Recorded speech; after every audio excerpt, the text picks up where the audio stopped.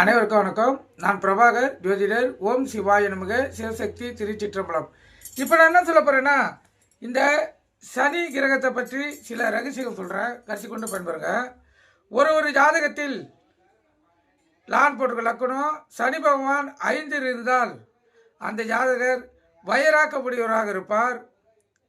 வலிய சண்டைக்கு போக மாட்டார்கள். வந்த சண்டையை எக்காரத்து கொண்டும் விட மாட்டார்கள். அதே போல் 10ல் சனி இருப்பவர்கள் ஜீவன வகையில் கஷ்டம் இருக்கும். பொருளாதார உயர்வும் பதவி உயர்வும் மந்தமாகவே இருக்கும். 12ல் சனி இருப்பவர்கள் நடை மிகவும் மந்தமாக இருக்கும். இவர்கள் வாக்கு தகர்வதும் நாணயத்தில் பழுது ஏற்படுத்துவதும் இவங்களுக்கு சகஜமாகும். இவர்களுக்கு அகால போஜனம் அகால உறக்கமும் ஏற்படும்.